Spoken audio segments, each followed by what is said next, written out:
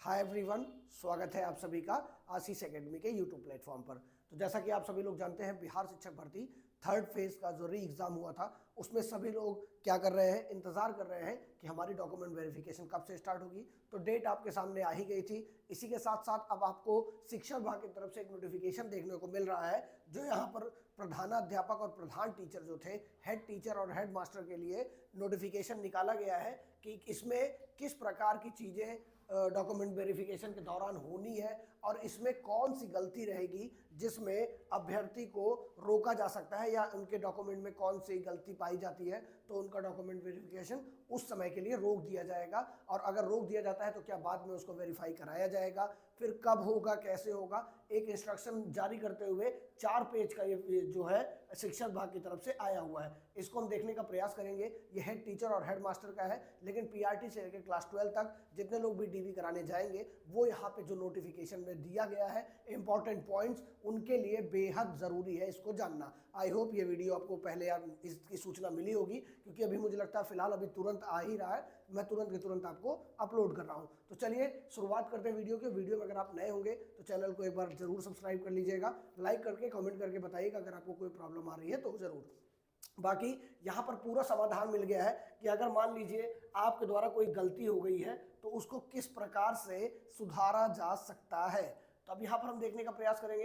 ये देखिए आदेश निकला हुआ है, इसको ध्यान रखिएगा। बिहार प्रारंभिक विद्यालय प्रधान शिक्षण नियमावली 2024 के नियम 4 के आलोक में बिहार लोक सेवा आयोग के विज्ञापन संख्या इतना के परिप्रेक्ष्य में प्राथमिक विद्यालयों में प्रधान शिक्षक हेतु परिणाम घोषित किया गया है। प्रधान शिक्षक का परिणाम बिहार लोक सेवा आयोग के वेबसाइट पर देखा जा सकता है। बिहार लोक सेवा आयोग द्वारा प्रधान शिक्षक हेतु अनुशंसित अभ्यर्थियों को वेरिफिकेशन के लिए अपना वर्तमान पदस्थापन के जिला में उपस्थित होना है। यानी उनके लिए है ये कि जो यहाँ पर हुए हैं उनके लिए बताया जा रहा है। इसमें जो इम्पॉर्टेंट पॉइंट है वो यहाँ पर मैं आपको दिखाने ले चलता हूँ। सारी चीज़ें कहाँ पर होंगी, ये देखिए, सभी अनुशंसित प्रधान शिक्षक का वेरिफिकेशन उनके वर्तमान पदस्थापन जिला के डीआरसीसी अथवा जिला द्वारा चयनित स्थल पर किया जाएगा। मोस्ट ऑफ लोग जो पीआईटी में है, 6 to 8 में, 9 से लेकर 12 तक है, सभी का डीआरसीसी में होता है, या वहाँ पर जाएंगे तो उनको आसानी से खोजने को मिल जाएगा कि कहाँ पर उनका डॉक्यूमेंट वेरिफिकेशन आएगा। हालांकि अभी जब बिहार लोक सेवा आयोग अपनी ऑफिशियल वेबसाइट पर जिला आवंटन करेगा तभी सारी चीज़ें उसमें क्लियर होती हुई नजर आएंगी। ये वीडियो जरूरी इसलिए कि आपका डॉक्यूमेंट में कोई गलती है तो उसका सुधार कैसे हो सकता है, उस सुधार के लिए आपको क्या करना है, और अगर किसी प्रकार की गलती है तो उसमें क्या होगा। ये वेरिफिकेशन डेट बताई गई है प्रधान शिक्षक की और प्रधानाध्यापक की, दोनों डेट है 12-13। इसके बाद 13 के बाद आपका पीआरटी का स्टार्ट हो जाएगा। आप लोग को डेट पूरी पता ही है। देखिए यहाँ पर देखिए इंस्ट्रक्शन देना शुरू कर दिया गया है किसी प्रकार से। अब यहाँ पर जो मेन मुद्दा है वो मैं आपको दिखाता हूँ। देखिए सारी चीज़ें वेरिफिकेशन में जो है वो शांति से आप देख लीजिए एक बार, सारी चीज़ें आपको समझ में आ जाएंगी। देखिए ये जिला शिक्षा पदाधिकारी हेतु अनुदेश है, लेकिन यहाँ पर क्या कर रहा है, मोबाइल नंबर के साथ उपस्थित होंगे। देखिए यहाँ पर पहले अभ्यर्थियों के लिए भी कुछ इंपॉर्टेंट चीज़ है, इसको देखिए। यहाँ पर आप देखेंगे कि अनुशंसित अभ्यर्थी अपने आधार से लिंक मोबाइल नंबर के साथ उपस्थित होंगे। सबसे ज़्यादा मोस्ट इंपॉर्टेंट है ये, ध्यान रखिएगा, ये जरूर होना चाहिए। ये ज़रूरी नहीं है कि मोबाइल नंबर आपका ही हो, आपके पिता का हो सकता है, आपके भाई का हो सकता है, आपकी बहन का हो सकता है, किसी का भी हो, लेकिन यहाँ पर होना चाहिए। साथ ही अभ्यर्थी अपना पैन कार्ड का स्वप्रमाणित छाया प्रति भी साथ लाएंगे। तो ध्यान रखिएगा, इसको स्वप्रमाणित करके उनको ले जाना है। बाकी जब पीआरटी और 6 to 12 के लिए आएगा अनुदेश या आदेश तो उसको आपको तुरंत बताया जाएगा। यहाँ पर अब देखिए जो वहाँ के अधिकारियों के लिए दिया गया है कि मान लीजिए अगर किसी बच्चे के या किसी स्टूडेंट या जो सिलेक्टेड टीचर हैं उनके किसी भी डॉक्यूमेंट में कोई गलती है तो उनके साथ किस प्रकार का व्यवहार करना है, या उनको किस तरीके से बताना है कि आगे वो क्या करना हो सकते हैं। ये सारे इंस्ट्रक्शन है कि सब कुछ उपलब्ध होना चाहिए, काउंसलिंग सही से होना चाहिए, बैठने की जरूरत सही व्यवस्था होनी चाहिए, पेयजल वगैरह, ये सब तो ठीक चीज़ है। इसके बाद हम देखेंगे कि जहाँ से क्या होता है। देखिए यहाँ पर एक चीज़ और बताया जा रहा था, अभ्यर्थियों के रजिस्टर्ड मोबाइल पर प्राप्त एसएमएस के माध्यम से टाइम स्लॉट की दी गई सूचना के आधार पर अभ्यर्थियों को प्रवेश देना। प्रवेश के दौरान अभ्यर्थियों का फोटोग्राफ भी लिया जाएगा। ये एक नई चीज़ है, मुझे लगता है पिछली बार भी आया था बहुत सारे लोगों के पास, लेकिन बहुत सारे लोगों के पास मैसेज नहीं पहुँच पाया था। इस बार मुझे लगता है मैसेज पूरी तरीके से वहाँ पर पहुँचा कर करेंगे। देखिएगा जो वाटरमार्क वाली बात है, यहाँ से इंपॉर्टेंट चीज़ें शुरू हो जाती हैं अब आपकी।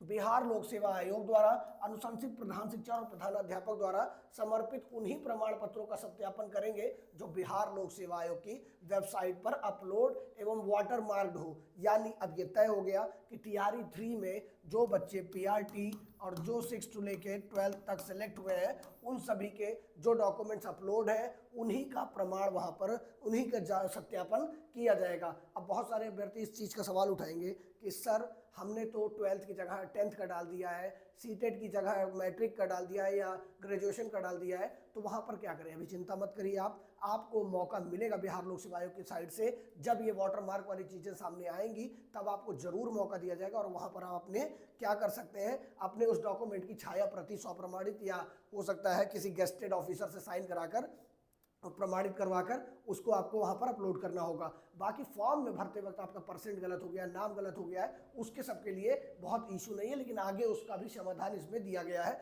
बहुत बेहतर तरीके से चीज़ें इसमें बताई गई हैं और ये आज का ही लेटर है। अभी मैं आपको डेट भी दिखाऊंगा लास्ट में। साथ ही यह भी वेरीफाई करेंगे कि प्रधान शिक्षक के लिए अनुशंसित अभ्यर्थी के पास जिला शिक्षा पदाधिकारी द्वारा निर्गत न्यूनतम 8 वर्षों का, ये मान लीजिए यहाँ पर कंपलसरी है उनका एक्सपीरियंस, तो वो यहाँ पर देखेंगे।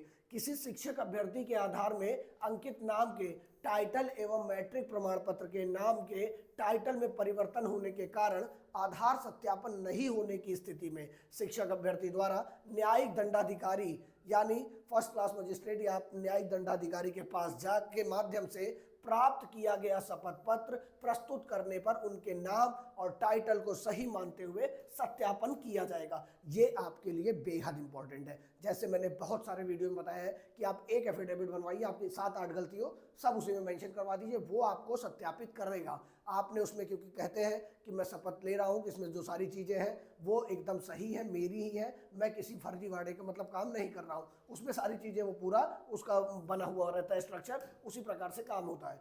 देखते रहिए यहाँ पर। और एक चीज़ देखिएगा, वेरिफिकेशन पंजी एवं अन्य सभी अभिलेखों पर गठित दल के सभी सदस्यों का हस्ताक्षर अनिवार्य होगा। ये तो ठीक है। अब इसके बाद जो है वो और इम्पोर्टेंट हो जाता है कि मान लीजिए किसी के ऊपर डाउट हो गया, कोई बहुत इस तरीके का काम कर दिया है कि उसका क्या कहते हैं, हाँ, कोई मान लीजिए ऐसा काम कर दिया है जिसका हल ना मिल पा रहे हो, तो अब यहाँ पर देखिए क्या होगा उनके साथ। जिनका समस्या का हल नहीं मिल पा रहा है उनके साथ क्या करेगा, देखिएगा जांच के क्रम में 4 स्थिति उत्पन्न हो सकती है।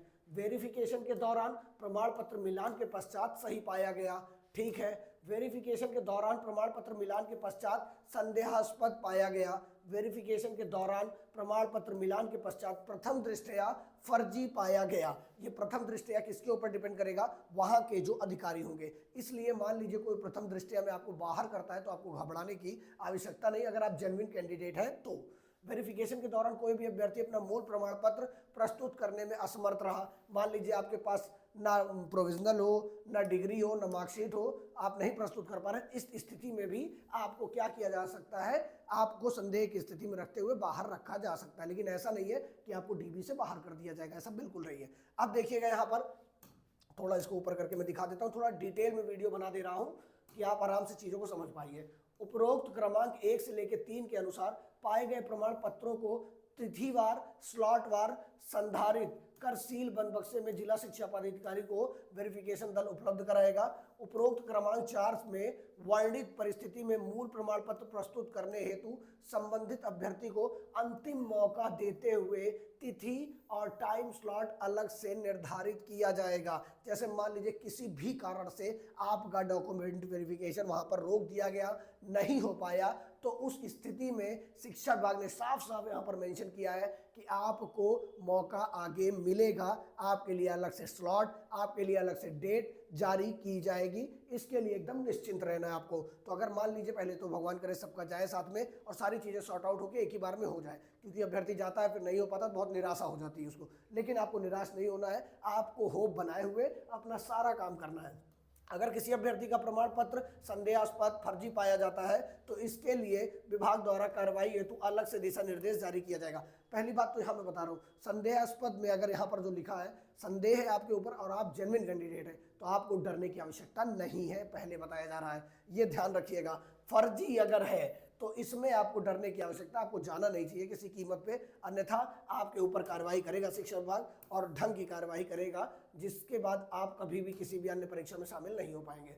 वेरिफिकेशन स्थल पर अभ्यर्थियों के वेरिफिकेशन की वीडियोग्राफी कराई जाएगी। चलिए बहुत अच्छा है, ये स्टूडेंट के लिए भी अच्छा है और जो अधिकारी हैं उनके लिए भी अच्छा है। नहीं तो कभी किसी जिले में कुछ चल रहा होता है, किसी जिले में कुछ चल रहा होता है, इससे सिर्फ परेशानी किसको पैदा होती है, अभ्यर्थियों को परेशानी का सामना करना पड़ता है। ये बहुत ही शानदार चीज़ है। अब आपको मैं डेट भी दिखा देता हूँ, 4/12/2024 आज का ही है ये, पत्रांक वगैरह सब कुछ यहाँ पर लिखा हुआ है। जिसको जांच पड़ताल करनी हो इसकी वो आराम से कर सकता है।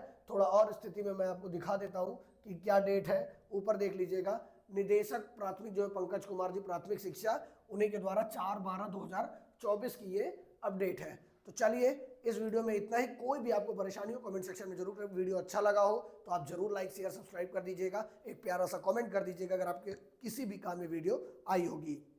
चैनल को सब्सक्राइब करना मत भूलिए, टेलीग्राम चैनल जरूर ज्वाइन कर लीजिए। TRE 4 के लिए अगर कोई भी कैंडिडेट प्रिपेयर कर रहे हैं या आपके छोटे भाई बहन दोस्त तैयार कर रहे हैं तो आप उनको आशीष एकेडमी के 119 रुपये वाले पेड क्विज में ऐड करा दीजिए। हम लोग बिहार लोक सेवा आयोग के पैटर्न को लगातार फॉलो करते हुए डेली 50 क्वेश्चन की प्रैक्टिस पेड ग्रुप में करवाते हैं। तो आप सभी लोग क्या कर सकते हैं, फटाफट उसको ज्वाइन कर सकते हैं। तब तक के लिए धन्यवाद, मिलते हैं किसी ऐसे ही इंपॉर्टेंट अपडेट में। Thank you so much.